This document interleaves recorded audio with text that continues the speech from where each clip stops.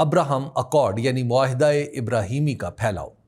اس حوالے سے مئی 2025 کے وسط میں اپنے سعودی عرب کے دورے کے دوران ڈونلڈ ٹرمپ ریاض میں سعودی ولی عہد محمد بن سلمان کی موجودگی میں کہہ چکے ہیں کہ ان کی شدید خواہش ہے کہ سعودی عرب ابراہم اکارڈ کا حصہ بن جائے۔ ابراہم اکارڈ دراصل ستمبر 2020 میں ڈونلڈ ٹرمپ کا بنایا ہوا مصالحتی فارمولہ ہے، جس کے مطابق اسرائیل کے تعلقات ان ملکوں سے استوار کرنا مطلوب ہے جو ابھی اسرائیل کو تسلیم نہیں کرتے۔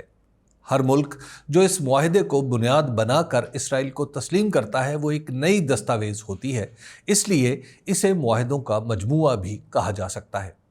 متحدہ عرب امارات، مراکش اور بحرین نے اس معاہدے پر 2020 میں ہی دستخط کر دیے تھے۔ متحدہ عرب امارات نے اس معاہدے پر دستخط کرنے کے لیے ضمانت لی تھی کہ فلسطین میں مغربی کنارے پر اسرائیلی قبضہ نہیں ہوگا۔ مراکش نے اس معاہدے کے بدلے افریقہ میں صحرائے سہارا پر امریکہ سے اپنے قبضے کی توثیق کرائی تھی۔ بعد میں جب سوڈان اس معاہدے میں شامل ہوا تو اس نے ریاستی دہشت گردی پھیلانے والے ملکوں کی امریکی فہرست سے اپنا نام نکالنے کا مطالبہ کیا۔ اسی ابراہم اکارڈ کی توثیق کی فرمائش سعودی عرب سے ڈونلڈ ٹرمپ کر چکے ہیں۔ ظاہر ہے جنگ کے ماحول میں اس طرح کی تجویز پر غور کرنا سعودی حکومت کے لیے مشکل تھا، اس لیے ڈونلڈ ٹرمپ غزہ میں فوری جنگ بندی کے لیے کھل کر سامنے آ گئے ہیں۔ جنگ بندی کے بعد سعودی عرب کے لیے آسانی ہوگی کہ وہ مستقل امن کے لیے ابراہم اکارڈ کے بارے میں غور کر سکے۔ اس وقت اقوام متحدہ کے پاکستان اور سعودی عرب سمیت 28 رکن ملک ایسے ہیں جو اسرائیل کو تسلیم نہیں کرتے۔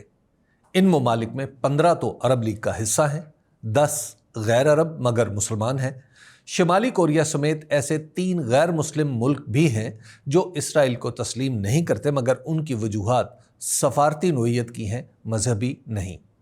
اگر سعودی عرب ابراہم اکارڈ کا حصہ بنتا ہے تو اس کا مطلب ہے کہ عرب لیگ کے بیشتر ملکوں کے علاوہ پاکستان اور بنگلہ دیش پر بھی اسرائیل کو تسلیم کرنے کے لیے دباؤ بڑھ جائے گا۔ کیا پاکستان اسرائیل کو تسلیم کر لے گا؟